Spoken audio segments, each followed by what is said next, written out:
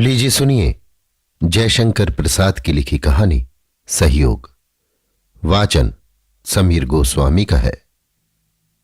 मनोरमा एक भूल से सचेत होकर जब तक उसे सुधारने में लगती है तब तक उसकी दूसरी भूल उसे अपनी मनुष्यता पर ही संदेह दिलाने लगती है। प्रतिदिन प्रतिक्षण भूल की अविच्छिन्न श्रृंखला मानव जीवन को जकड़े हुए है। ये उसने कभी हृदयंगम नहीं किया। भ्रम को उसने शत्रु के रूप में देखा। वो उससे प्रतिपद शंकित और संदिग्ध रहने लगी। उसकी स्वाभाविक सरलता जो बनावटी भ्रम उत्पन्न कर दिया करती थी और उसके अस्तित्व में सुंदरता पॉलिश कर दिया करती थी, अब उससे बिछुड़ने लगी। वो एक बनावटी रूप और आवभगत को अपना आभरण समझने लगी। मोहन, एक हृदयहीन युवक, उसे दिल्ली से ब्याह लाया था।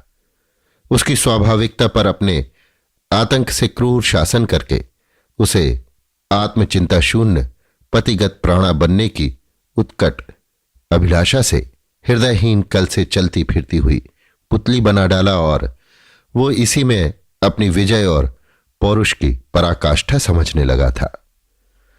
धीरे धीरे अब मनोरमा में अपना निज का कुछ नहीं रहा। वो उसे एक प्रकार से भूल सी गई थी।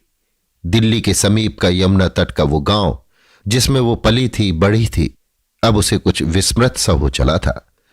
वो ब्याह करने के बाद द्विरागमन के अवसर पर जब से अपनी ससुराल आई थी, वो एक अद्भुत दृश्य था। मनुष्य समाज में पुरुषों के लिए वो कोई बड़ी बात न थी, किंतु जब उन्हें घर छोड़कर कभी किसी काम में परदेश जाना पड़ता है तभी उनको उस कथा के अधम अंश का आभास सूचित होता है। वो सेवा और स्नेह वृत्ति वाली स्त्रियां ही कर सकती हैं, जहां अपना कोई नहीं, जिससे कभी की जान पहचान नहीं, जिस स्थान पर केवल वधु दर्शन का कुतूहल मात्र उसकी अभ्यर्थना करने वाला है, वहां वो रोते और सिसकते किसी साहस से आई और किसी को अपने रूप से, किसी को विनय से, किसी को स्नेह से उसने वश करना आरंभ किया। उसे सफलता भी मिली। जिस तरह एक महाउद्योगी किसी भारी अनुसंधान के लिए अपने घर से अलग होकर अपने सहारे अपना साधन बनाता है, वह कथा सरित सागर के साहसिक लोग बेताल या विद्याधरत्व की सिद्धि के असंभवनीय साहस का परिचय देते हैं। वो इन प्रतिदिन साहस कारिणी मनुष्य जाति की किशोरियों के सामने क्या है, जिनकी बुद्धि और अवस्था कुछ भी इनके अनुकूल नहीं है। हिंदू शास्त्रानुसार शूद्र स्त्री मनोरमा ने आश्चर्यपूर्वक ससुराल में द्वितीय जन्म ग्रहण कर लिया। उसे द्विजन्मा कहने में कोई बाधा नहीं है। मेला देखकर मोहन लौटा। उसकी अनुरागलता, उसकी प्रगल्भा प्रेयसी ने उसका साथ नहीं दिया। संभवतः वो किसी विशेष आकर्षक पुरुष के साथ सहयोग करके चली गई। मेला फीका हो गया। नदी के पुल पर एक पत्थर पर वो बैठ गया। अंधेरी रात धीरे धीरे गंभीर होती जा रही थी। कोलाहल, जनरव और रसीली ताने विरल हो चली। ज्यों ज्यों एकांत होने लगा, मोहन की आतुरता बढ़ने लगी। नदी तट की शरद जन्नी में एकांत किसी की अपेक्षा करने लगा। उसका हृदय चंचल हो चला। मोहन ने सोचा, इस समय क्या करें। विनोदी हृदय उत्सुक हुआ। वो चाहे जो हो, किसी की संगति को इस समय आवश्यक समझने लगा। प्यार न करने पर भी मनोरमा का ही ध्यान आया। समस्या हल होते देखकर वो घर की ओर चल पड़ा।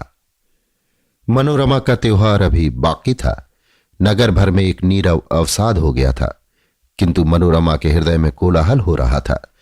ऐसे त्योहार के दिन भी वो मोहन को न खिला सकी थी।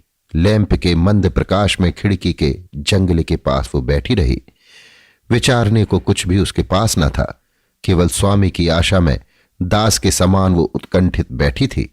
दरवाजा खटका। वो उठी। चतुरा दासी से भी अच्छी तरह उसने स्वामी की अभ्यर्थना, सेवा, आदर और सत्कार करने में अपने को लगा दिया। मोहन चुपचाप अपने ग्रासों के साथ वाग्य युद्ध और दंत घर्षण करने लगा। मनोरमा ने भूल कर भी ये न पूछा कि तुम इतनी देर कहां थे, क्यों नहीं आए। न वो रूठी, न वो ऐठी। गुरुमान की कौन कहे, लघुमान का छींटा नहीं। मोहन को ये और असह्य हो गया। उसने समझा कि हम इस योग्य भी नहीं रहे कि कोई हमसे ये पूछे, तुम कहां इतनी देर मरते थे। पत्नी का अपमान उसे और यंत्रणा देने लगा। वो भोजन करते करते अकस्मात रुक गया। मनोरमा ने पूछा, क्या दूध ले आऊं? अब और कुछ नहीं लीजिएगा? साधारण प्रश्न था, किंतु मोहन को प्रतीत हुआ कि यह तो अतिथि की सी अभ्यर्थना है, गृहस्थ की, अपने घर की सी नहीं। वो चट बोल उठा, नहीं, आज दूध न लूंगा। किंतु मनोरमा तो तब तक दूध का कटोरा लेकर सामने आ गई। बोली, थोड़ा सा लीजिए, अभी गर्म है।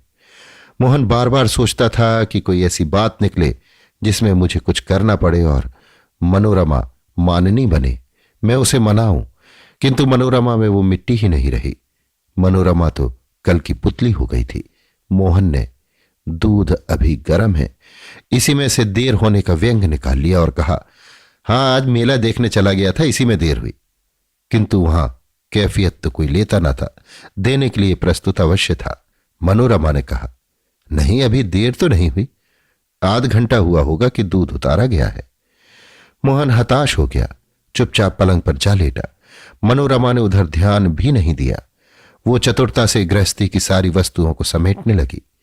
थोड़ी देर में से निबटकर वो अपनी भूल समझ गई, चट पान लगाने बैठ गई। मोहन ने यह देखकर कहा, नहीं, मैं पान इस समय न खाऊंगा।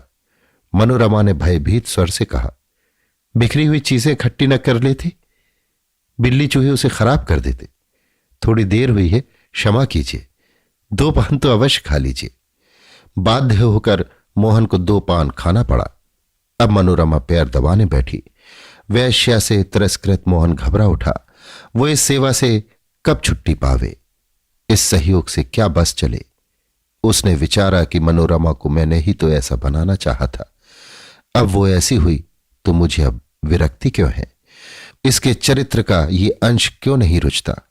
किसी ने उसके कान में धीरे से कहा, तुम तो अपनी स्त्री को अपनी दासी बनाना चाहते थे, जो वास्तव में तुम्हारी अंतरात्मा को इप्सित नहीं था। तुम्हारी कुप्रवृत्तियों की वो उत्तेजना थी कि वो तुम्हारी चिर संगनी न होकर दासी के समान आज्ञाकारिणी मात्र रहे।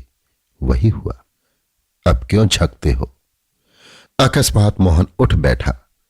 मोहन और मनोरमा एक दूसरे के पैर पकड़े हुए थे। अभी आप सुन रहे थे जयशंकर प्रसाद की लिखी कहानी सहयोग। वाचन समीर गोस्वामी का था।